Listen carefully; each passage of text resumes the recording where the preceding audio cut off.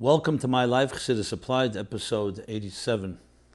The week is Pasha Vayeira, which is also the week where we honor and celebrate the birthday of the Rebbe Rashab, Cheshvan, as well as a special date, particularly this week, which is going to be Tazayin Cheshvan.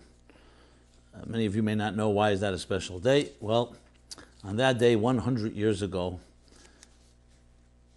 was the last time that the Rebbe Rashab would be in Lubavitch, would leave Lubavitch. It was on a Sunday, the day after Pasha Vayeira. Sunday, they traveled from Lubavitch the last time. After 102 years of the Rabbeim, starting from the Mittler Rebbe, also in the month of Tevis, Tovkuf Ayin Daled is when he settled there. 102 years later in Cheshvan, Tovshin Ayin, Tovreish Ayin Vov, the Rebbe Rashab left and would go to Rostov, and that would be it. There'd be one more time that the Frierdiker Rebbe would return to Lubavitch and say a Maimer in the summer of Tafresh Pei Beis. But this would be on a permanent level the last time. So I want to discuss that, as well as the connection to Pasha Vayeira, Chav Cheshvan, as we always begin with something that is timely and connected to our time. I'm sure that the Rebbe would talk about this topic of 100 years and the relevance to our lives today, even though these are events that happened back then. So first let's start with the Vayeira and Chav Cheshvan connection, which from a Chassidish point of view, a story that the Rebbe told numerous times, especially when Vayeira and Chav Cheshvan was Shabbos, either was Shabbos Chav Cheshvan or it was around that period in time. The famous story of the Rebbe Rashab when he was 4 or 5 years old, went into the Tzemach Tzedek that week to get a birthday blessing for his Chav Cheshvan birthday. That was Tafresh Chav Aleph, he was born. The Rebbe Tzemach Tzedek would pass away in Tafresh Chavov, so he was either 4 or 5 years old, as the Frierdiker Rebbe tells us. And as we entered, he began to cry. The Tzemach Tzedek asked the Rebbe Rashab, as a child, why are you crying? He said, because he learned Vayeira love Avram, the Eibishter appeared to Avram Avinu. Why does he not appear to me? Tzemach Tzedek answered, the two nuschois, the two versions, that when I eat, sometimes says Aid at Tzaddik to 99 year. Aid at Tzaddik to 99 years chooses to circumcise himself. He's worthy of God appearing to him. So there's the answer, and there's the question. The question itself, the Rebbe has learned many heiras from it and directives to us why we told this story. Are we on that level? Butzen mekat fi yediyah, which means that from a young age, someone who's going to become a great person, you already see it in his youngest of age, you begin to sense what kind of greatness will come. Now we know the Rebbe Rashab became the Rebbe Rashab. But what lesson does it have to people like ourselves? And the Rebbe's answer is both simple and fascinating in the sense of what is expected of us. And that is that here, the Rebbe Rashab did not cry because he was hurt. He did not cry because he was wanted some type of food or toy or candy. He cried because he wanted to see godliness, which is something that only Chassidus really allows us to appreciate. Why would you cry just to see godliness? There was someone once by the Frierdiker Rebbe, by Tkir Shefer, when the Rebbe, Frierdiker Rebbe would blow Shefer and in later years didn't blow, but Tkir Shefer, there was a gewaldige bchias, they say. I heard from people who were there, Frierdiker Rebbe would, the tears, the wailing that would go on, they could hear it even to the street on Eastern Parkway. That's how loud it was. Once there was a Baal Tshuva there, a Yerke She'id, who was a fine Jew, and he sees the Frierdiker Rebbe crying like that by Tkir Shefer. So he said to someone else in the room, he said, I was standing there, he says, why is he crying? He has a beautiful wife, beautiful children, beautiful family, Chassidim, community. Why is he crying? How do you explain that? Because not all tears come because of deprivation in the literal sense where a person either stubbed their toe or because of some other physical discomfort or need and requirement. There's crying simply in the existential state of affairs, when Elokus is not revealed, even if you don't immediately see any particular painful situation. There's the crying over that mere fact that it's concealed, that the truth is not revealed in this world, that people can be duplicitous, that a world can be alma de shikra, and all that comes with that. Obviously, give it a little thought, you'll find the pain in the world. Look today what's going on in Eretz Yisrael, and I should as I should always do, is extend our wishes and our prayers and blessings. And our hearts are with our brethren in Eretz Yisrael, with all the challenges they have. But like the Rebbe says, quoting that psukim, God watches over them. So you look around the world, you see the symptoms of the void of a divine presence being hidden. And yet not everybody's sensitive to it until it affects them personally. A Rebbe, and even the Rebbe Rashab as a child, just felt, why is Elikus not revealed? That alone is a lesson to us, that though we're not the Rebbe Rashab, but each on our own level have to have that type of sensitivity and not be so consumed with our lives and so consumed with the rat race, making a living, and all the other forces that define survival, that we have those moments of sensitivity that, yes, Elikus is not begoli and is not revealed to us, there's something to cry about. Even if you don't immediately see a painful or crisis or a painful situation. And that's shaykh to every person. So that's lesson number one. Then, of course, there's the answer itself, and that's Idat Tzaddik, and we learn lessons from that, but I don't even have to go there. The Rebbe Rashab, of course, is called the Rambam of Chassidus, and his two magnum opus that the Rebbe always talks about is Samach Vov and Ayin Beis. It's Tafrei Samach Vov and Tafrei Ayin Beis.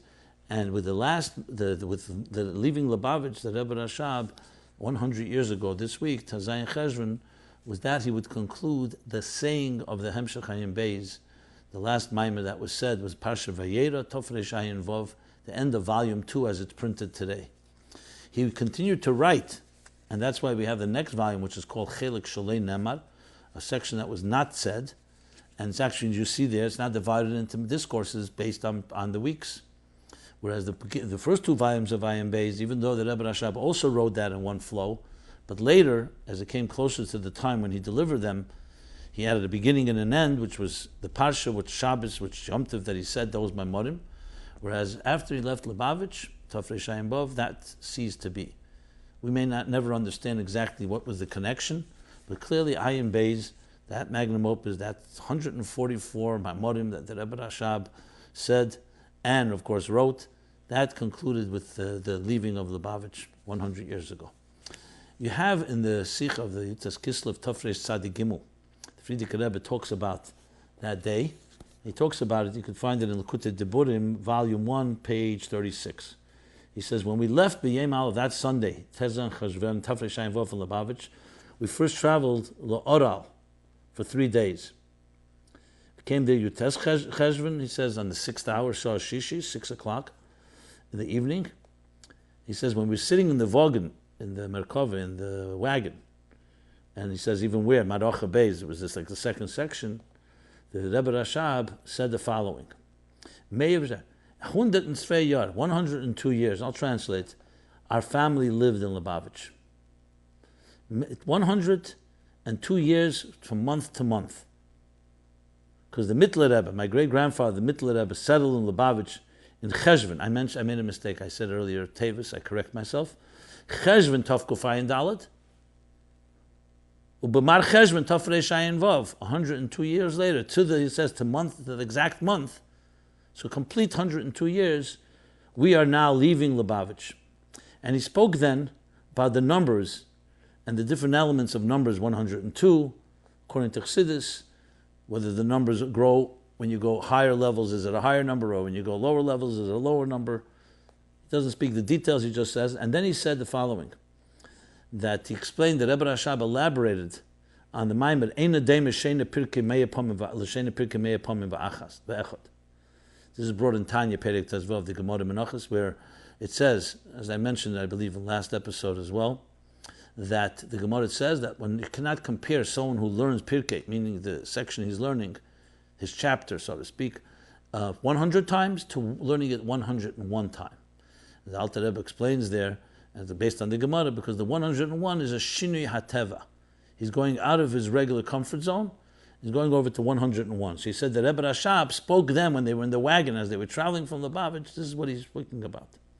V'sayim, and he concluded, Misper Kuv Beis, the number 102, is Misper Meruba, is one more than 101. Misper Meruba.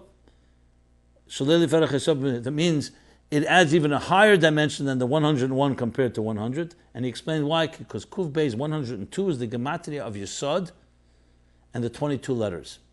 Yesod is the gematria, when you say Yesod 10, 60, and 10 is 70, and 6 and 4 is 80.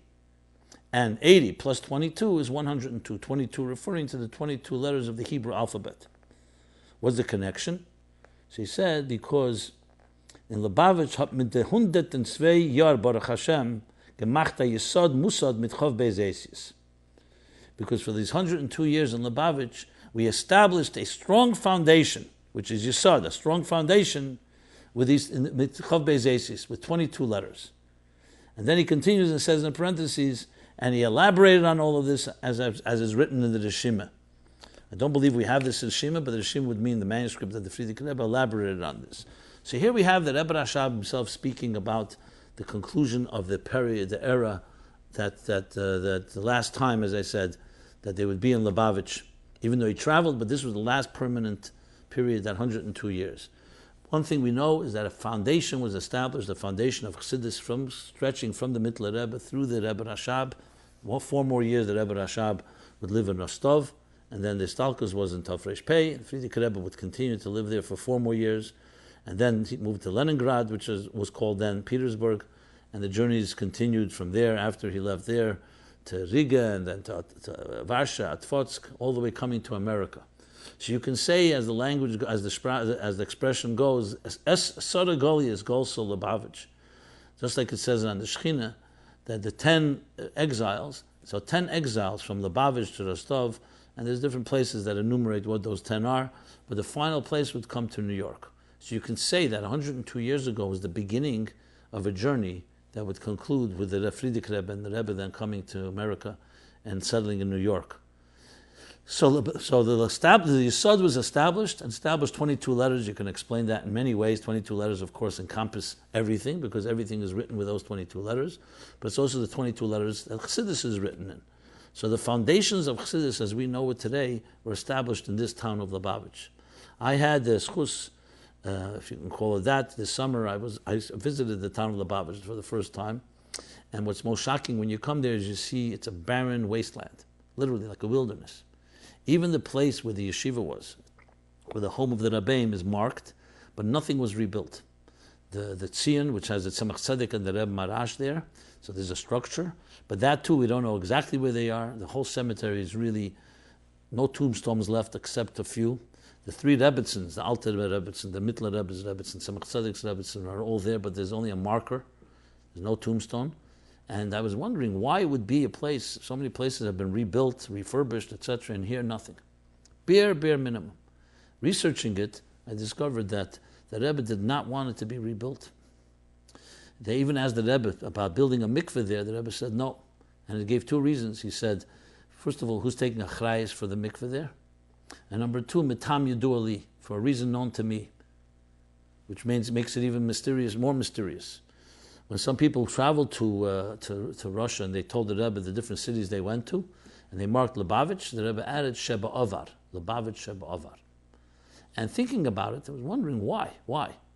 Rostov even was rebuilt, the yeshiva there, but the Rebbeim lived for those years, the later years. Other cities, the Rebbe did not allow it. And the simple answer is, because Lubavitch is an atzmi, an atzmi, and the Rebbe leaves Lubavitch goes with the Rebbe. Where's Lubavitch today? In New York. That's where the Rebbe settled. That's where the Rebbe is. That's where Lubavitch is. The other cities were not that type of ir habira. They were temporary places, in a sense like Giluyim. Giluyim you can somewhat recognize in that way, but at Etzem, once it's not there, it's not there. Obviously, Kedusha Le'ezozimim came in, the holiness of the place remains, but the Rebbe was not into building museums. So what you had was simply the idea that it exists, we know it's there, but once the Rebbe left, once the Yesod was established and the 202 years ended, it remains there, but just like the Har HaBayis, the Temple Mount, the Shu'olim Helchem Bey, that's what you have, fox running around. Nothing was built there. What remained was the remnant of the Chesh Maravi, and that's it. We don't go and build replicas. Because either you have the Etzem or you don't have. The Etzem moved on to the other places where the Rebbe Rashab was, and the Frierdiker Rebbe and our Rebbe. So just wanted to throw that into the picture here. That means that Lubavitch, what was then is Lubavitch and now is exactly the same thing. We have everything that was there is here with us here, which of course makes the idea relevant to us that Lubavitch was transplanted, both the Rebbe and the Rebbe's Chassidus and the Rebbe's Heiros and directives, starting from the Rebbe Rashab, right now that we live with it. So when we come to 100 years from that period in time, 100 years, which is Mei Apomim, of a 102-year period, is implementing everything that Lubavitch stood for, with the addition of 100 years more, which should add, as the Rebbe speaks many times, the Misper Hashalom of 100 adds 10 times 10 of all the spheres, a certain type of higher dimension. So it's a good opportunity to rethink our commitment to Chassidus, our commitment to Lubavitch, our commitment to everything that the Rebbeim stand for as we mark this Centennial. I think this is a good opportunity, a good segue into a question which is, I would say, quite controversial, something I did not want to really speak about for the obvious reasons, as you'll see, but nevertheless received many questions like this over I would say even over the last year and a half since we began this series. And finally, what really caused me to speak about it is a Dvorim HaYetzim in a love letter. I received a very heartfelt letter from someone, again, anonymous, and this is an opportunity to invite everyone to write your questions into meaningfullife.com/MyLife, where you can submit in the forum there any question you wish. And the question is, why not appoint a new Rebbe? So let me read it exactly in the language, and I think it's a fitting segue from the discussion of Lubavitch, Lubavitch today, Lubavitch of the past, Lubavitch of the present, Lubavitch of the future. And the question is phrased this way. As uncomfortable as this question may be, I really would like to know, and I am sure that many others are wondering the same thing, why Chabad doesn't appoint a new Rebbe. As the years pass, our inspiration and standards are waning. We are more confused than ever about our Rebbe's view on issues challenging us today. Our so-called leadership, quote unquote, is a joke or just plain irrelevant to most. And we find ourselves at a loss about how to respond to the plethora of new obstacles faced by our generation. How can we continue on without a living Rebbe of flesh and blood? How can a spiritual Rebbe respond to the mundane problems in our personal lives and in our Avodas Hashem? Are we meant to continue relying on stories of yore and teachings in the books? My question is primarily due to concern for the next generation. How do we teach our children? Obviously, we won't find anyone close to the Rebbe. But why can't we appoint someone appropriate while still being mekusher to the Rebbe, as we have done in the previous 7 generations of Rabbeim? Okay, I read it without any censorship, so if anyone's offended by anything, you can blame the writer, you can blame me for obviously reading it, but I think it's best to read these type of questions and address them rather than just dismiss them for whatever irreverence or disrespect that they may offer. Another question, which is somewhat of a similar vein. Dear Rabbi Jacobson, I see that you address issues that others don't, and are not ready to shy away, and I'd like you to talk about this point. I won't write long, I'll just get to the point. Why doesn't Lubavitch make a new Rebbe? I know the Rebbe lives on, I know we can be mekush ourselves with him, I know he's in the writings, I know we can communicate with him, but it's so hard. If this would have been the approach in Tafshin Yud, then we wouldn't have had a Rebbe to begin with. It hasn't been the way in general over generations. Other Chassidus do it, they took a Talmud or a relative, but you can't assume that people will have the strength to go on for many years simply out of the books alone. I don't think writing to you is going to change things, but something about teaching my children that the Rebbe is the person on the video, so it doesn't do the job.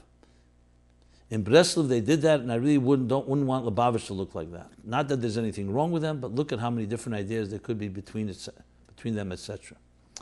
Yes, I am mispalel for Mashiach every day, but as the saying goes, bis de kretschme dafen echa bis a glezel bromfen. Well, I would take offense with that. Glezel bromfen and a Rebbe is not exactly, but I get that idea. Fine. And many other questions. I don't need to read them in every version, in every form and fashion, every tone, but I think the question is quite clear. Now here, there's obviously a big disclaimer that I have to make. I try to address things. Chassidus Applied means kipshute. Chassidus Applied. Taking Chassidus and applying it to situations. So where in Chassidus does it talk about this? Where in the Rebbe Sichos does it talk about this? We were not prepared and we're not told. So here we have to extrapolate and try to derive from the Rebbe's approach to things and from Chassidus an answer that is an emissary answer, not just a convenient one and not just a one that glosses over the issues. So let me share a few points, and I more than welcome everybody's comments, critique, rebuttals. And if you have additional points, this is what we do. We put our heads together, we put our hearts together as Chassidim, and try to address a topic that is so sensitive but is so vital. And the mere fact that some people ask this question means that it has to be addressed. I know many of us do not. I don't have this question personally. But nevertheless, we need to talk about it. So let's do so. So let's begin with a few things. Let me start with what is the Kavona El Yena, so to speak. The Kavona El Yena, meaning God's plan, God reveals to every generation somewhat of his plan. It's not something we just go ahead and do on our own. When the Frierdiker Rebbe was nostalgic in Tovshin Yud and Yud Shvat, so he had a son-in-law called the Rebbe, the Ramash at the time, and he was an obvious choice for Rebbe. It didn't take a long stretch or a forced issue in many ways, and then of course it was proven right. So that was an available, God sent us an available Roya Yisrael, and that is in the shape of the Rebbe. After Gimel Tammuz, that is not an obvious element. It's not like there was somebody that was obvious, that should be the replacement, so to speak, and become the Mamala Mokim. Let's start with that. So there's a Hashgacha Pratis element in it. Since you don't have someone of that nature to go force it and try to find someone who says that's the Derech Bechsidim. This is not a CEO, it's not a company. We don't begin by looking for someone to be at the helm. It means that maybe this is the challenge of our time, or maybe this is the shlichus of our time, which we'll soon discuss more. And you have to have a breitkeit to be able to say this. The Alter Rebbe was chosen by Chassidim. The Mittler Rebbe, as we know, the Mittler Rebbe was appointed by the Alter Rebbe. Tzemach Tzedek was not appointed directly, but also became an obvious choice. Case by case, the Rebbe Marash and the Tzavov of the Tzemach Tzedek made it very clear. We Chassidim say that everyone was either direct or indirectly. The Alter Rebbe appointed the Mittler Rebbe. The Mittler Rebbe didn't appoint the Tzemach Tzedek, but there was the story with the dream, Isha Kisazriya and Hayim Yem, etc. Then the Tzemach Tzedek, of course, was an obvious candidate. The Tzemach Tzedek, but the Rebbe Marash Beferish said it in the Tzavah that the Rebbe Marash should be the Rebbe. The Rebbe Marash didn't say in the Rebbe Rashab. There was the Razor, the older brother, but also became obvious, and the Rebbe Rashab, of course, was discreet and humble about it, but ultimately accepted the Nesiyas 10 years later, Tofresh Nun Dalet. The Frierdiker Rebbe was again a direct appointment, simply a Ben Yachid, and was very clear as well, and it's clear in the Tzavah, and so on. The Rebbe, like the Tzemach Tzedek, was not directly written by the Frierdiker Rebbe, though there are hints to it and so on, but not direct, but it came obvious. It comes a day Hashvi, after Gimel Tammuz, you don't have anything of that nature. So that tells you something. The Eibishter wanted a Rebbe to be a new Rebbe, that he would have sent a new Rebbe. It doesn't happen by elections. A Rebbe is chosen by the Eibishter as a Mumutza Machaber, as the Rebbe brings in many places, a Neshama Klolis. You can't just appoint somebody and say you're going to be the Neshama Klolis of the generation. It's not by appointment.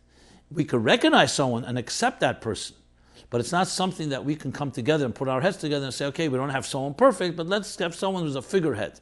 That's non-existent in the concept of Torah and Chassidus. We don't look for figureheads, we're not looking for CEOs, we're not looking for good administrators or fundraisers, even charismatic individuals. You're looking for the true Anosi, who's the true Shliach of the Eibishter, to help us in our Avedis Hashem, as it is with all the Rabbi. That's number one. Number two, we have the issue of the Deir Hashvi issue. The Rebbe says in the Maimer Bosel Gani Tovshin Yer Aleph that this is the Deir Hashvi, the Deir HaAchrin and Golis, and the Deir HaRishon and Geula. So if one truly believes in those words, and the Rebbe, of course, repeated that years later in Nun, Nun Aleph, and so on, and Nun Beis, so then it becomes clear that this is otot. There's no plans being made for a long stretch in Golis. And the Gula didn't come yet, and it's 21 years later, like the Rebbe would say, Hagufa Kasha, I have a question. Which means the Rebbe didn't say, let's figure out what to do. I saw an interesting shalah, which may be connected to this. The shalah, HaKadosh writes at the end of Masechta Sukkah, he's writing to his son. Some of it is like a tzavah, like a last will testament to his son. His son obviously had some money relative to then, and he was building a new home. So he's giving him a blessing to build a new home. and build a binyan before, a beautiful big home, and should have a place to daven, a place to learn, barchov. But don't build more than necessary. Don't build a palace more greater than necessary. Why? Because l'daiti, he says, it's ke'ein hesach hadas min ha'geula. It's as if you're distracting yourself and think, building a building, and settling yourself in golus more than necessary. In a sense, if indeed we accept the Rebbe's words, and I say that if only simply from those that have skepticism around it, then it's very clear we're on the saf, we're on the threshold, and we have to just open our eyes. So the plan is a 7th-generation plan. There is no 8th generation issue involved. And if that's indeed the case, so from a theological point of view and a spiritual point of view, besides the fact that I mentioned before that no candidate, so to speak, is that there is no room for it. But question, of course, begs, but what about the fact that people need something to hold on to, something to touch, something to see, something to inspire? So it's a good question. But remember, if indeed the Eibishter wanted that there should be something of flesh and blood right now, he'd give it to us. The fact that he did not, and the fact that there's the Deir Shvi element, tells you that maybe this is a stage that nobody wanted, but a necessary one, in the sense of the Aveda B'Koyach Atzmei has never been as powerful as it is right now. The Rebbe, in a sense, gave us time. He said in Chav Ches Nisan Tov Shinun Aleph, it was 11 months to the day, 11 months, and we know number 11 with the Rebbe has a special relationship, before the stroke. He said, I did everything I can. And then if you want, he gave us already a notice 4 years earlier, put in Tov Shemem Zayin. I did what I can, he said, there in different ACs, it goes over from the Anosi to Akel, etc. Which means there's a need for something that we have to do that the Rebbe is not going to do for us. Not because he can't, because that's not the way it's meant to be. Maybe if it was a different plan, that's the Rebbe's words. If you look at a Sikh, Bikush Yaakov Legalas Esaketz from Asher B'Tevis, Tov Shem Mem Aleph, it's printed already, where Yaakov wanted to reveal the Ketz of the Geula to his children, and he was not allowed to do so. And the Rebbe goes back and forth, why not? So the Rebbe says, ultimately, why not? Because he wanted to do so because he wanted to give them the hope and the strength that Mashiach is going to come and they should work toward it. One of the reasons he wasn't allowed to, it says, because of years that they shouldn't, in the case they're given a date, they may give up hope as a result of it didn't happening exactly when they were told. But the Rebbe doesn't accept that answer, and finally says, because we need to have some Aveda B'Koyach Atzmei. If it was revealed, it would have something, was given power, it would not really come from an initiative from below. So however we want to apply that, the fact of the matter is we live in a period now where we have to create what the Rebbe gave us, something that we initiate in the fullest sense of the word. And Hashgacha Pratis, today I was at the oil, I was speaking for the students, the campus students, and I met a shliach there, B'Shlomo Bestritsky, from Magura Hills in California. And we were speaking about this topic, about the Rebbe living on inside of us, our children, and so on. And we talk about his kashrus. He said something which I'd like to share. His kashrus. We talk about how do you connect to the Rebbe? So everyone says kashrus. You're looking at Yem Yem and other places. You connect through the Rebbe's learning and through the Rebbe's heiras. That everybody knows. That you do something for the Rebbe. But when you want to pass something on to your children, take an example from something that a person really is passionate about. Children know when you're passionate about something because you dedicate your resources, your time, your energy, and they see it on an ongoing basis. Not just from time to time or to be Yetzeh or because you learn the Rebbe's Chassidus. It's a passion that consumes you. And you'll see that children pick that up. That means that the Rebbe lives on in a person, not because he's putting on a show or because he's doing something at certain dates or in certain moments where he has a picture of the Rebbe on the wall, but it's because he's living the Rebbe in his life and it becomes a priority. It's a priority. Not just the Rebbe's Heira, that what you do, your work, wherever you go, you live with the Rebbe. This is something that can be expected from us today. And this is what brings me back to Lubavitch 100 years ago. Lubavitch was a shtetl that was very secluded. If you go there, you see it's far from any big cities, complete its own environment. It's a different world. But then came a period which would change. In 1915, the end of 1915, we know World War I, the revolution, Russian Revolution, then would come World War II.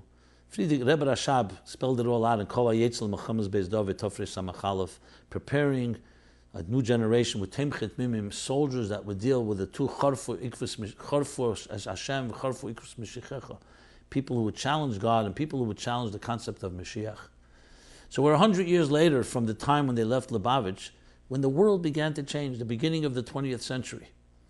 When the world changed in all ways, politically, obviously technologically. For the Jews, it was a complete change, literally amputating, transplanting the world, the shtetl world, including Lubavitch, from Lubavitch, where Yesod Musad was established, and moving on, which would begin, as I said, the journey all the way to America, Chatzi Kadar HaTachten, that stage.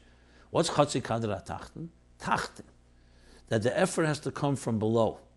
The Alter Rebbe writes in Teire Eir, in the beginning, he talks about, if Adam HaRishon had not eaten from the tree of knowledge, then there would have been like an avuka, like a flame, a torch that would be drawing sparks from all over the world. Mamayla lamata. But since that didn't work, we have to now go mamata lamayla. And every generation more and more so. Which means, as the Alter Rebbe, the Mittler Rebbe explains in Shari'era, Zochu, Nachishena, the idea that the birur, once you travel to the United States in Kadra Tachten, he doesn't speak about the United States. I'm just moving it forward to where we are now. Now you have to pick up the sparks. It's not enough the flame from Eretz Yisrael, from the time of Shlomo HaMelech, or the flame from the time of Adam HaChava. We have to go and pick it up. In that itself, the last kuf is where we are right now. And that's clear from all the sikhs of the Rebbe. The Deir HaShvi remains the Deir HaShvi. Now the element is, I gave you everything. Now you have to show what you do with your passion when you don't have the physical gilui of the Rebbe lifting us on his wings. So all the above are the reasons I would submit why we don't look to appoint another Rebbe. For all the aspects that I just said. The fact that our children and ourselves may be challenged, fine, that's part of the challenge. That's why we have to double and triple and quadruple our efforts in being living examples of what the Rebbe's wanted from us, in our passions and so on. You say that's too much to ask? I never heard from the Rebbe that he ever said there's too much to ask. That's the job. Now you may say it's easier if we would have somebody that you could have a figurehead that can play the role and so on. Well, maybe that's not the plan. I would say not only maybe, it is not the plan. So those 21 years, and it's difficult, the fact of the matter is, you see Chassidim live. You see people who give committed. I saw today 1,000 students, and it could be 10,000 for that matter, it could be 100,000. We have no excuse not to be living, walking Chassidus that transforms everything that comes our way and everything that comes in our path. So it would all be easier for a different way, but this is what was given to us without our choice, and we don't have an alternative. That would be my response to this question. Now, as I said again, I hope I'm open this up to anybody who can respond, comment on anything what I've said. You want to give other thoughts on this, by all means. But because of time limitations, let me stop here with this. And there's plenty more time. We'll talk about this. Not plenty more time. Halavai, there shouldn't be plenty more time. Mashiach should come. We should have the Rebbe with us, and we shouldn't have to discuss these matters. When I said plenty more time, if it doesn't happen, we'll talk about this more next week and the coming weeks. Okay. That covers that topic. We've already covered over half this episode, but I think it was important to address. Let's go to another topic. Then I'm going to do some follow-up, because there's a lot of follow-up, and that comes down to questioning my role model. And I hope this could also be a transition. I just want to add one more thing with 100 years. Rabbi Yisrael Jacobson, in his memoirs, in his diary, whatever, Zichin L'Bnei Yisrael, writes that Simchas Torah, the last Simchas Torah in Lubavitch, which would be a few weeks before Vayeira, of course, the Rebbe Rashab was speaking about, he verbringt in his house, he says before Al-Kofis, and he spoke a lot about the countries of Germany, France, and even Africa. Spoke about there, of course, each one of the clip of each one of them. And why am I mentioning it? Because it's interesting to parallel when the Rebbe Friedrich Alter Rebbe went away, when he had to run away from Liadi, and that was a result of Napoleon, also a change. 1812 was another watershed moment in history. 1812, 1915. It struck me that these both, Alter Rebbe and the Rebbe Rashab, leaving their so-called place of residence for so many years, of course Lubavitch was longer than Liadi, was also a watershed moment in history. There was a shift of powers. We all know the story with Napoleon, Alter Rebbe opposing his victory, the beginning of enlightenment, the beginning of the Western modern world of emancipation that would challenge and so affect and transform Jewish life.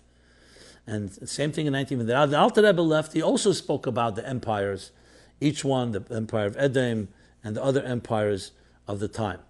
I just find the parallel fascinating because it tells us that they did not see these moves as just some type of trivial things. These are tremendous shifts in history and shifts, of course, in Chassidus. Now, we all know the famous Zohar that in the year Tov Reish, Pashaneach, B'shita Shnin, the year Tov Reish, which is the comparable to in 1840, there would be a Mabul, the Mayonis would open up from above and from below, the Chochmah from Chassidus, as we're in Preempting, and the Chochmah from below of technology and science. So that's Tov Reish. All part of this period in time. The Alter Rebbe was Tov Kuf Ayin Gimel, or just a few years before Tov Reish, 27 years, and then Tov Reish Ayin Vav would be the movement from Lubavitch and the journey forward until we came to the United States. So all these are not just random factors and circumstantial ones, but they're fundamental to understand the shifts. So therefore, 100 years from then is that shift that I think is critical for us to focus on in understanding the whole big picture as it develops and what we have to do now in this period in time where until we have the Giluim that we want to have in our Aveda B'Kayach Atzmei. So let's move on to another question, and that is the question of role models. What to do when our role models and mashpiyim don't practice what they preach? When I sit by a Fabrengen, I'm often impressed by what my mashpiyah discusses and really enjoy learning from him. But there are times when his own actions don't match up to his teaching. Now I understand I'm not the one to judge, and I work hard not to be judgmental. But at times I wonder if his own teachings don't teach him to make a bracha clearly and with kavanah, then how can I learn from him to do just that? I've had similar feelings even when sitting with some of the bigger and well-known mashpiyim as well. Just an example.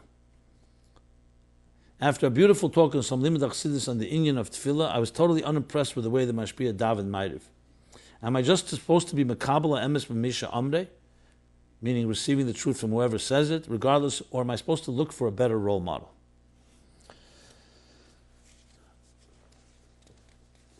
I believe this connects to what I said earlier. I was speaking about the Deir Hashvi. We have to also remember, which I should have mentioned earlier, but I'll mention it now, that the Rebbe also gave directives. Starting in Tavshil Lamed Zayin, when he started speaking about Mashpim, Yites Kislev, and then Dvorim Tavshim Mem Vov, started speaking about Aseh L'Chorav, and of course the famous Sikh Mitzvah Shabbos Vayakel Tavshim Mem Ches, Boy V'Nachshev B'Cheshbein Shalelim, where the Rebbe was talking, so to speak, of what should happen after a Gimel Tammuz, and made it clear that he's giving the power and saying that people should go in areas of medical areas to go to doctors, areas of halacha to go to rabbonim, areas of chassidus to go to mashpia, and to a chassidish rav in each city should deal with issues that come up. So it's also clear from that the Rebbe was preparing a state, not preparing a new leader and grooming one, which fits in, of course, to what I said earlier. I just wanted to add that. But that leads me to this point. All these rabbonim and mashpim, they're not perfect human beings. And the Rebbe knew that. The Mishnah knows that, Aseh L'Chorav. And yet we're told, make yourself a Rav. Not everyone's a Rebbe. Not everyone is an Neshama of Atzilus, that 24/7 is a Merkava El Yena, that every move is a Dugma Chayev for Elikus, for what the God wants. The answer is, yes, a part of Kabbalas Emes and Misha Amrei, but more than that. The fact of the matter is that the objectivity that a Rav and Mashpia offer helps us. So though they may be subjective in their own areas, and that's why they need a Rav and Mashpia, that shouldn't take away from their ability to help us. Just because they may not live up to the certain standards doesn't mean that they cannot offer us assistance, direction, and guidance.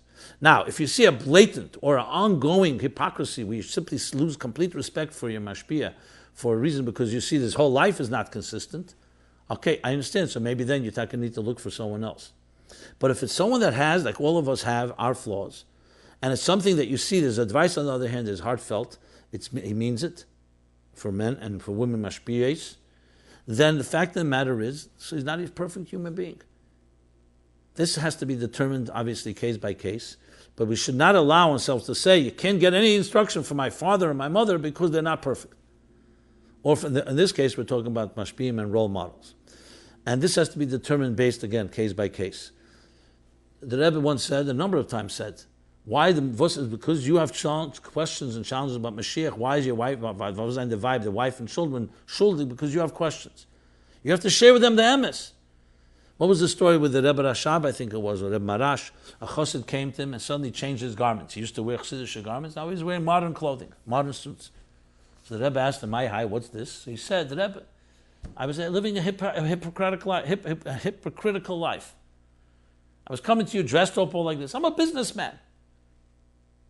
So I decided, instead of enough hypocrisy, I'll start living who I am, and I dress the way I am. The Rebbe said to him, responded, I thought it was the other way around. That when you went to business, you were the hypocrite. That's where you were not the natural you. And when you dressed like this was the real you. We all have a nefesh habamis, an animal soul. And therefore, there are always times that we will do things that are not necessarily consistent even with our own ideals. But as the Rambam paskins in Sof Hilchos Gerish in Perik Beis, second chapter, in Hilchos Gerish, the Rebbe brings it. When it says, force him until he says, I yes. But it's a get meusa. It would be a get is a divorce that is forced. She says, no, it's the Yetzer Hara that's forcing him. And the kfiyah, we're trying to get rid of this superimposed coercion that's causing a Jew who naturally wants to do Torah mitzvahs and avoid averas to doing the right thing. So the fact that people may make mistakes and have their own shortcomings does not take away when they say something that's true. Now, as I said, if it's something that's you look at someone that you just simply can't look at because they're complete hypocrites or their whole personality is so inconsistent with what you can receive from, so that's not your mashpiyah, find someone else. But just to say that somebody's saying things, that's not necessarily enough to disqualify. And one has to determine on their own, which is, if indeed it's a situation where maybe you should change mashpiyim or not. But let's make that very clear. And the same thing is with ourselves. In Tov Shalom et Zayin Yutes Kislev, when the Rebbe said that people should become mashpiyim, he said, he means everyone. Anyone who feels they can help another person should offer, should volunteer. And we'll see if it works, the Rebbe said. It's not a lifetime contract, the Rebbe said. If it works, it means you work. Even if you're a mashpiyah for one person. I'll give you an example. When I repeated that a number of months ago, someone came to me and told me something that because of I said it in my life, that word from the Rebbe, so a neighbor who happened to be the landlord of her tenants, heard issues going on in that family, shalom bayis issues. So till that point, she would never get involved, but then she heard what I said, that the Rebbe said that if you could think you could be of help, that's what you should do. So she, in a subtle way, spoke to one of the family members there and said, maybe I shouldn't, it's not my business, I shouldn't mix in, but I heard some conflict. If I could be of any help, I'm here to help. And she ended up saving a marriage. So any one of us can help a situation, hashgacha pratis or whatever it is. Obviously not to meddle and not to get involved where you're not wanted, but that means that it doesn't matter. We don't start looking at our credentials of how good can we be. Do what you have to do. And the Rebbe said a number of times, even though it says kshet atzmecha tchila, first bind yourself, first perfect yourself, then achakach kshet acherim, then bind others. In our day and age, that's not the case. Bind others, and then it comes back and become a better person. Live up to the model that you're teaching others. That's the derech, or else we wouldn't have shluchim, we wouldn't have shluchas. We'd all be sitting, still working on ourselves. Okay. So again, this is just a demonstration that we're able to do this even in a time like ours, where there are challenges and we don't have perfection. If they're sincere people who help each other, they can help each other, even if they're not perfect. Okay, let's go to another question. And this is some follow-up. It's a lot of follow-up. I'll do a little this week, and I hope to spread it out through the coming weeks. There was discussion, what is a chassid versus a Frum Yid?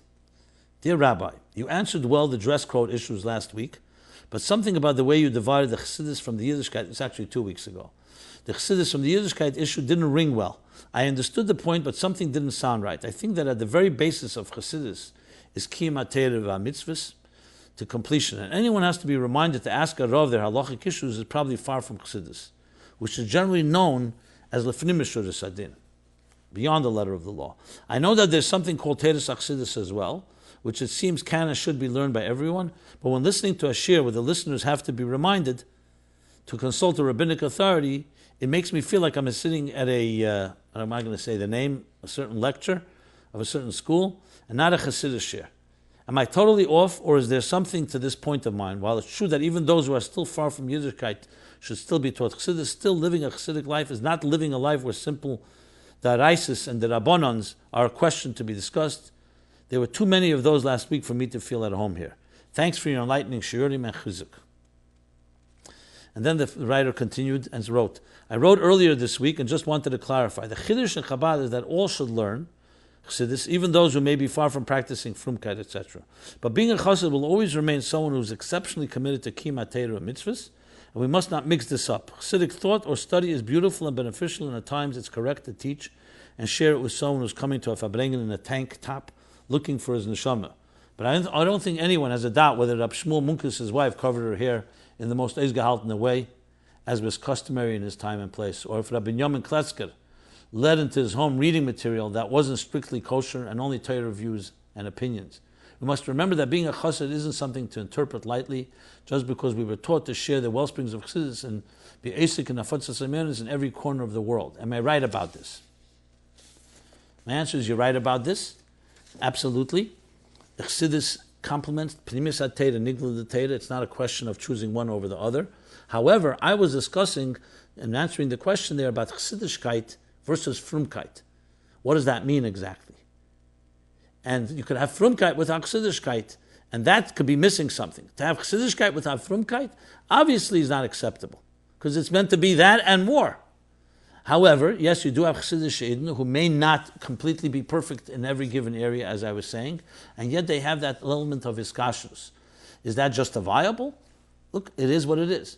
Sometimes, like I said, that the sikha that the Rebbe brought, that Mela Ashrei Volitzin Aber Chitas, this is not meant to diminish in any way, throw aspersions on Ashrei Volitzin, God forbid. It meant that sometimes you heard something from your Rebbe, there's a certain commitment and passion to it. That was what we were discussing. But no way is it a compromise of halach. So that's my response to that. Also on another topic, which I addressed last week, was the Baal Tshuva Shidduchim. About the Shidduch for Baal Tshuva families, permit me to comment. My father's a BT and our family is just as well affected by this issue when it comes to Shidduchim. I would like to point out a few things that I think you can add into the answer that you gave, which I didn't hear you saying, at least not enough. 1. Hashem is a shidduch for everyone, despite any prejudice that people may have. 2. BTs need to understand that there may be legitimate reasons to have nose to shidduchim with them. I myself discussed it with my mashpia when I was in a shidduchim, involved in shidduchim, and he would not accept me. But I accepted his explanation. Number 1, there's an inyan of yichus and tara, as far as we can know, keep everything al taras hakedish going back all the way to Moshe Sinai. So there's that element that a person who comes from Baal Tshuva is suggesting doesn't have that type of yichus and tar. Yes, the Rebbe has a letter where he made a gevaldik limud zchus about swimming, but L'Pearl, there's such an inyan, and an FFB is entitled to leave that in the equation. Again, this is not me saying this. This is this person writing, and I'm just giving him the platform here to entitled to see it that way. Number 2 is that it may happen that a child who was raised by BT may not have seen the proper Meseda, which is the tradition of Yiddishkeit, especially as it pertains to chinuch. Number 3, it can happen, as in the case with one family I have in mind, who I can see them writing in this very question today, but they are not 100% run-of-the-mill. Sorry to be so blunt, but facts are facts, and everyone must face them. There's some BTs who went to yeshiva for several years and are very well adjusted. There are others who become frum after they got married and didn't have the opportunity so they don't know as much. There are yet others who are just not 100%. There are those who are very tmimuzdik and mean very well, but don't come across as 100% mainstream. For example, they may overdo their davening in shul by yelling out stuff. Their reading may not be up to par, and all these factors are fair points for parents to say, I don't want such a person or couple to be my child's shver. Actually, reading this, I'm seeing, I don't know if the person writing this is a BT, even though he's claiming to be one. But again, since someone wrote it, I'm reading it. I don't agree with some of these points. Let me make it very clear. But hey, it's someone's perspective. Of course, one may say, be on a higher level, But a higher level would be just accept every Yid. I'm not sure if that's a correct in light of point number 2 above, but everybody's entitled to make their distinction, especially since they know their child best. 4. So as a child of BT, I would stress that to these questioners that they must get it, that this is the way it is, and rely on Hashem, that as long as you do your Hishtalshelus, your efforts, He will make it happen. But don't fight this phenomenon, just work around it.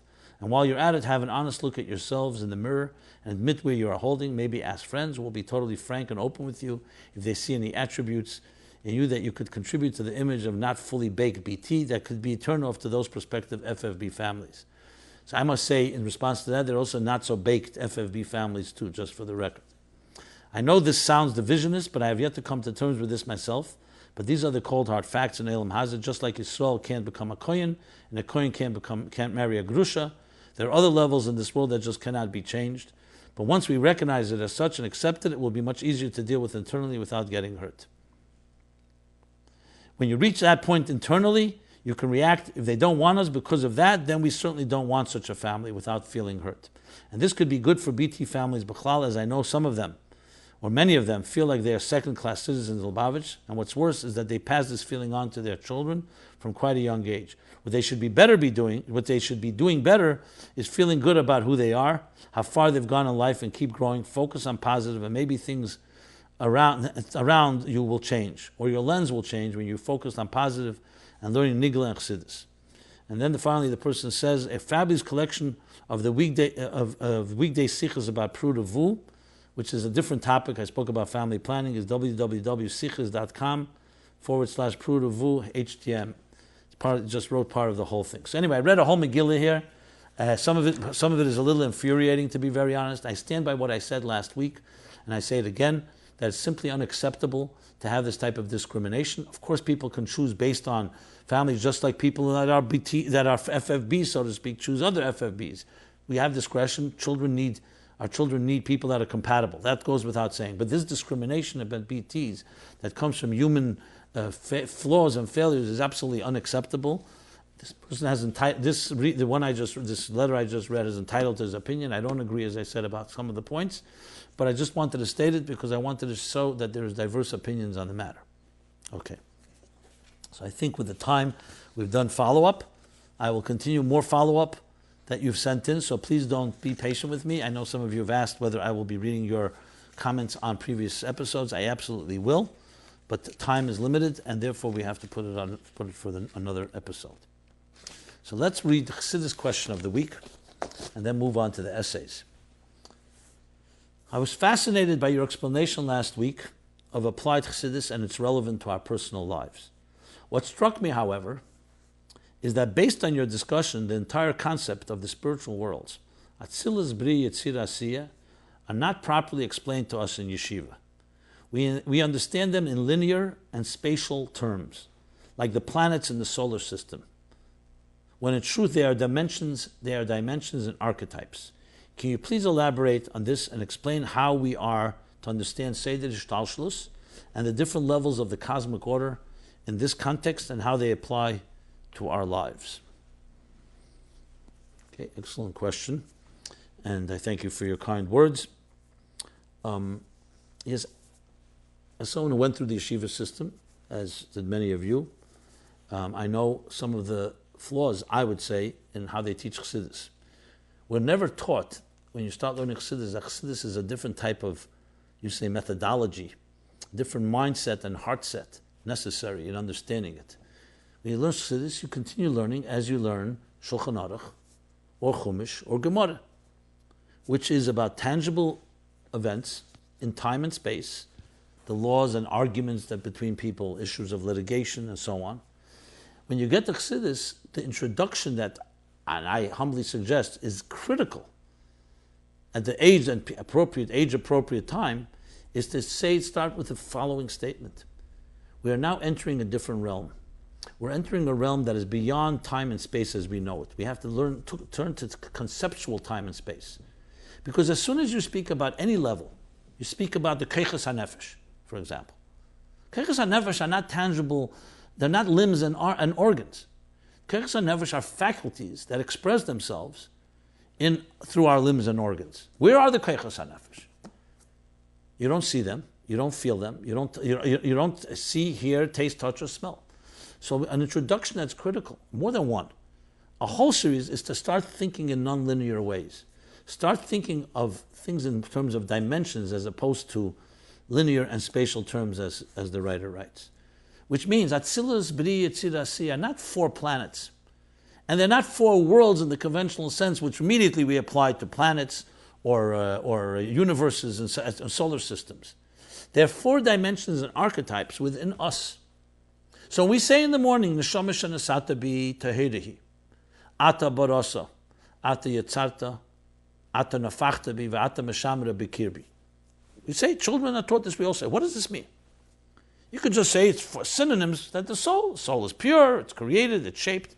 You have right there, Atzilus, Bria, Tahir is Atzilus, Barasa, Bria, Yetzarta, Nefachta, Yetzira, and Asiya.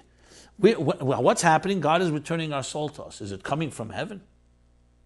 It's a dimension that's within us, and it's layers of forces that are not defined by time and space. And we need examples for this. An example. How many ideas fit into your brain? Now, if you open up a brain, you're not going to find ideas. Ideas don't occupy space quite the same way as everything else does. We need to think in those terms and train ourselves. And when you don't train yourself with that, all the ideas in Chassidus become either too abstract and definitely not relevant. Once you understand this as dimensions, Tahiri, I spoke last week about Atzilus. And I said, what's Atzilus Applied? I said it's the interface where the divine meets existence, or how the divine manifested in the structure of existence, the Odom Elyon. What that really means in our words, it means it's the purest version of yourself. The purest you can be would be what Atzilus looks like. Tahirihi. Neshama shenasata bi tahiri. It's the tahira state of your being. What would you be like in the purest form of you? The earliest version, maybe when you were born. Or your soul in its purest form, that's what Atzilus is within you. Bria is already how that purest form manifests in a created structure. That there's some definition to it, there's identity. Yetzirah is where it takes on shape and form. I'm not going to go now into the world, it's something I discussed in previous episodes. But this is the way we have to think about these ideas. And you have to force students to stop thinking in terms of linear, which means sensory tools. Sensory means something exists because I either see it, I hear it, I taste it, or I touch it, or I smell it. Then someone says, what about an idea? Idea that you can't see an idea, you can't hear an idea. I don't mean the expression of it, the idea itself. You can't taste, touch, or smell it. What about love? When you begin thinking in those terms, you start saying, okay, there's a whole new world of reality that is not quite tangible, and that's how you begin to understand the dimensions. That makes sense. And the cosmic order is not just a roadmap. Oh, here is Afghanistan, so here's Atzilus. Here is Bulgaria, that's Ak. I'm just giving examples. These are dimensions within dimensions that shape the cosmic order, is essentially how the more subtle and more spiritual states become more tangible as they become more manifest in our reality. So an abstract concept takes on shape and form, and then it becomes expressed in words. And this is critical because the whole Chassidus requires that type of thinking in every aspect of it. So essentially, it's really about introductions that help us redefine how we think and how we understand things. And frankly, this creates a sensitivity to others in a whole different way.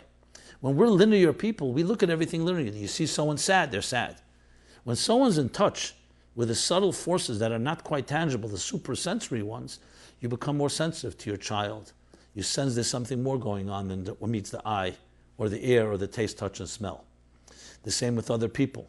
As a mashpia, as a teacher, as a shliach, as a shlucha, you become more sensitive because you're more sensitive, so-called, to the energies and forces that are beneath the surface. That's what Chassidus teaches us. And then you could start identifying, saying, here's the Atzilus within a person, here's the Bria within a person, here's the other dimensions within a person, because all those levels exist in different ways as archetypes within ourselves. Again, this is a topic that can use more elaboration. I hope this was helpful. But this is like between the lines, and the introduction is necessarily to thinking about Chassidus in a different way and making it far more relevant, because then it's a whole different story. Because when you say Atzilus, what's irrelevant to me? But if someone says it's the purest you, what do you mean what's irrelevant? It is you. It's you in the purest form. What would you look like in the purest form, unjaded, unaffected, undistorted, and unshaped by forces that have in some way defined you. Parental forces, social forces, peer pressure, your own internal biases, etc., etc. Okay, let's move on to the essays. So again, 3 essays, 2 Hebrew and 1 English. I should say that there were quite a number of Hebrew essays, as you see. They're posted, and you can receive them in our weekly newsletter. Just subscribe to that. And they're also posted at meaningfullife.com/MyLife/contest. So, essay number 1, Overcoming a Personal Weakness by Sharon Ben Menachem, age 30, an event designer in Netanya, Israel. Okay.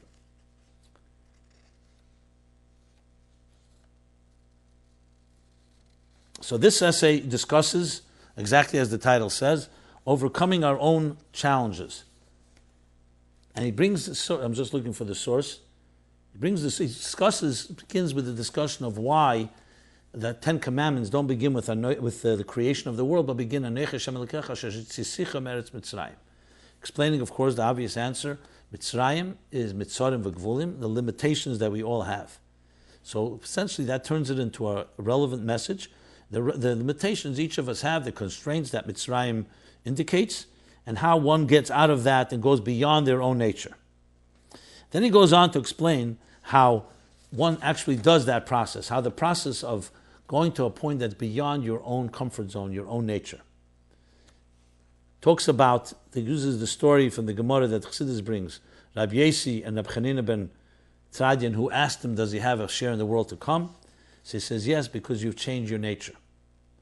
Because you took money and you gave it out to Aniyim, which is against the nature of you being far more like so-called discretion.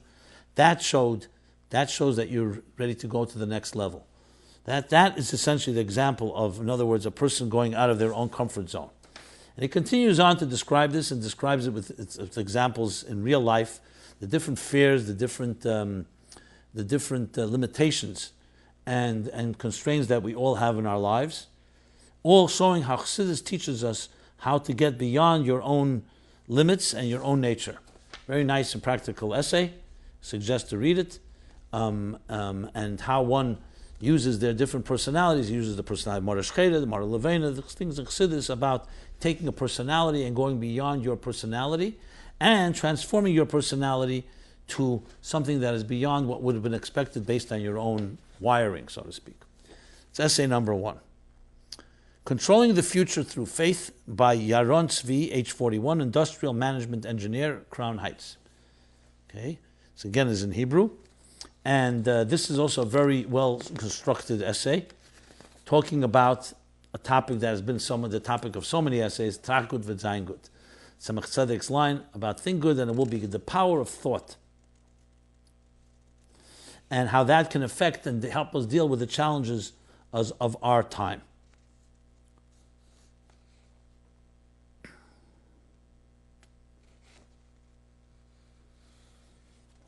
So he brings the following. He brings, what does it mean to really change one's reality through one's thought? So just the fact that we, for example, make an effort and God responds to that effort, does that really mean we change the reality? Or that's like we receive a blessing when we make a container to it. But we know that we're said that it's more than that. That when you actually behave a certain way, you actually change your own reality. And that's the theme of the discussion of how one does that. How one actually applies a new attitude to something, and that changes their reality for them. So it's a very well done in explaining that idea and how we go through the steps in achieving that, step by step, with where we begin in a state where we may be more hopeless or at least resigned, and then we come to a point where we allow ourselves to think of something in a different way, think differently, and then in turn how that transforms the reality both from above and below, that allows us to actually create change. So that's essay number 2. And essay number 3 is in English by Preempting Anger by Eliza Shekron, age 29, graphic designer, Crown Heights. Beginning in a very provocative title, It's Not So Much About Me. She uses the 3 steps of Iskafia, Ishapche, I'm just looking at the order, Iskafia, Bittel, and Ishapche, to dealing with confrontations and situations. Uses a case study of an example where somebody is challenged, somebody, so to speak, is rude to you, and how you use these 3 steps of, first of all, refraining from reacting, which is iskafia, of course. Number 2, stepping out of your particular reaction to it and realizing it's not about you. And number 3 is answering and responding positively by seeing it as ashgacha pratis and a lesson in your life. So it's a well-constructed essay in that sense, very practical. I think this is something you can even do with children.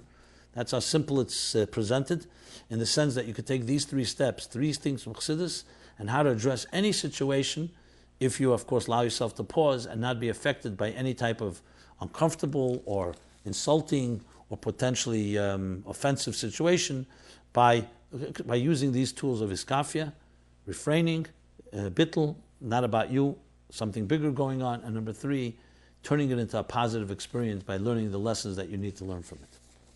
That covers those essays, and with that, let us conclude this episode, the episode 87 of MyLife, Chassidus Applied, and may everyone have a very blessed week, and let us honor the 100 years of the time when the end of the era of Lubavitch, of old, you can say Lubavitch of those generations. That was the internal development, you could say Lubavitch of Atzilus, and then we brought Lubavitch into Biyah, into first through the Rostov, and then the other journeys ultimately to Chotzi Kader Atachten. Lubavitch is a shtetl, a dorf. The city of New York is the capital of the world. So imagine the contrast. But now we're armed with those 102 years, the foundations that were set in stone with the Chav Beis Aces that the Rebbe Rashab said when they left Tezayin Cheshvan Tov Reish Ayin Vov, and now in Tovshin Ayin Vov, armed with all of that, and armed with Temchit Mimim, the training ground for soldiers that would transform the world. Now 100 years later, we can say proudly that we're empowered with all the tools that the Rebbe Rashab gave, the Frierdiker Rebbe, and of course the Rebbe made it clear, I've given you everything I can give you. Do your part. But a part means that we have to live the Rebbe. We have to be completely consumed, passionately, in a positive way. This is the thing that dominates your life. Not sports, not other things that people talk about so much, but this is what dominates your life. In a positive way, you don't have to force it. It's a geschmacked thing. Thank God we were given a shlichus which is not Avedas Perech. It's not like bricklaying. It's not difficult in that sense. It's not mundane work. It's spiritual work. It's the work of helping people, inspiring people, transforming the world, and making it into Adira B'Tachtenim. As we the conclusion of the Maimer Bas Legani, where the Rebbe says clearly, Vayeira Shvi, this will be the last generation of Golos and the first of the Geula, and now it's in our hands to do that last step, that last one deed that tips the scale. And as the Rebbe says, that we should be Zeiche, Niske, Zenzich mit Rem, Dolamata, Masoret, Tfachim, V'hu, Yigolenu.